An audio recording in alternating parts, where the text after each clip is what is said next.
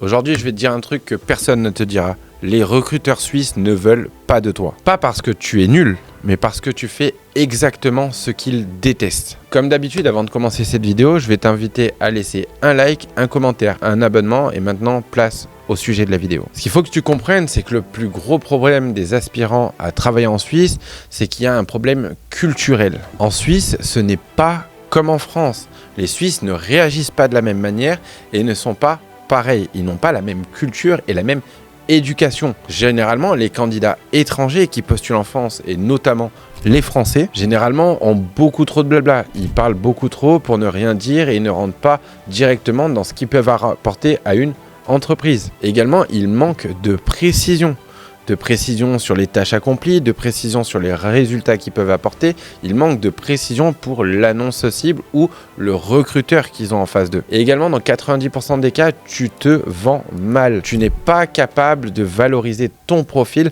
auprès du recruteur. Donc, rappelle-toi, tu es là pour te vendre, pour être précis. La Suisse, l'horlogerie, etc., c'est un pays de travailleurs. C'est un pays de gens qui sont précis et ponctuels, orientés résultats.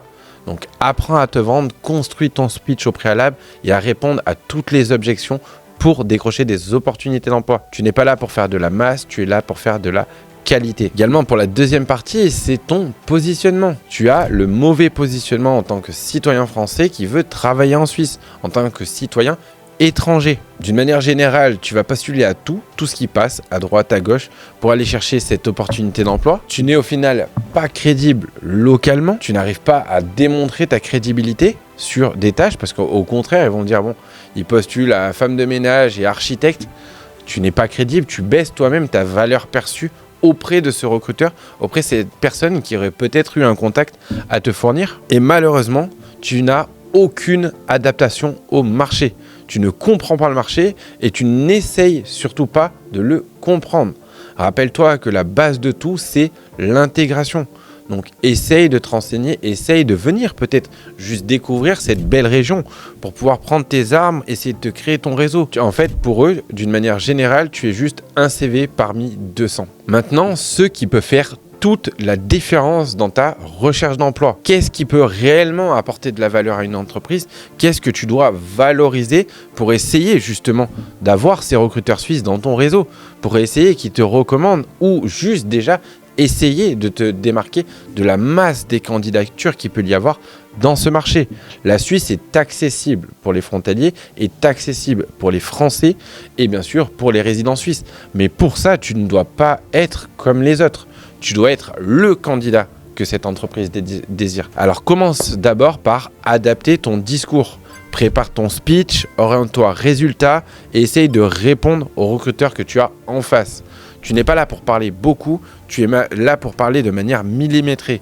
Simulation d'entretien d'embauche au préalable, il faut que tu te prépares au mieux. Construire un pitch avec de la rhétorique et de l'éloquence pour que tu aies de l'impact. Pour que la personne, en quelques mots, elle comprenne qu'en fait, c'est toi qu'elle veut. C'est pas un autre candidat. Des candidats, il y en a bien assez en Suisse. J'en place moi-même tous les jours dans des entreprises suisses grâce à mon réseau. Mais tu ne dois pas être un parmi tant d'autres. Je le vois sur le marché, ça ne fonctionne pas. Si tu envoies des CV massifs sans jamais te remettre en question, sans jamais prendre le guide du CV qui est disponible gratuitement dans la description ou autre, tu n'as aucun impact sur ce marché. Alors que pourtant, il pourrait littéralement changer ta vie. Donc, fais attention, essaye vraiment de construire ton speech pour être prêt le jour J, prêt au téléphone, prêt en entretien en physique et en prospection au porte-à-porte. Également, montre des résultats concrets. Montre ce que tu es capable d'amener dans une entreprise, quel process tu as mis en place dans tes entreprises et qu'est-ce que eux, ils aimeraient que tu puisses faire chez eux également.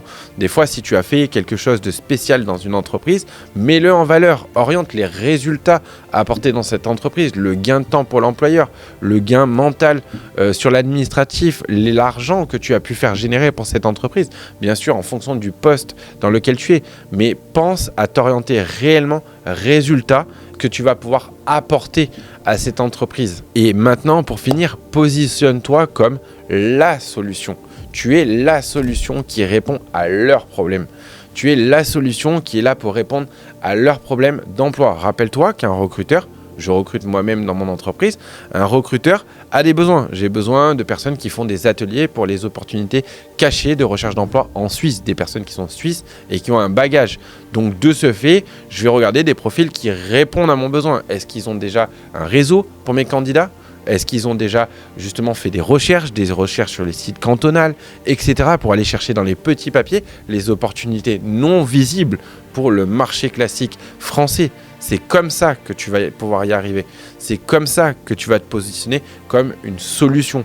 Tu vas être la solution à un problème. Cet expert suisse pourrait être ma solution parce qu'il a le bagage nécessaire. Donc essaye de t'orienter comme une solution pour répondre aux besoins de cet employeur ou de cette agence d'intérim, aussi appelée agence de placement en Suisse, pour la petite subtilité.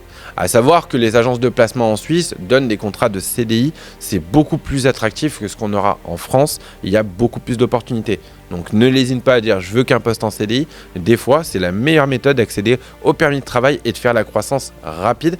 Et en plus, on peut avoir des droits à la formation avec temps de training, donc on peut se faire financer des évolutions salariales par justement l'État suisse. Maintenant, si tu veux que je t'explique comment adapter ton CV au marché suisse, que tu veux avoir accès au guide CV et également à des opportunités off-market, comme d'habitude, je t'invite à prendre le premier lien dans la description. Tu pourras retrouver la vidéo dite de masterclass et toutes les informations et la newsletter qui sera disponible pour toi. En tout cas, j'espère que cette vision et cette vidéo a pu t'apporter vraiment une vision extérieure de la manière dont tu dois aborder ce marché, car j'ai vraiment envie de te retrouver dans mes commentaires et me dire que tu as démarré ton projet et que tu l'as surtout accompli.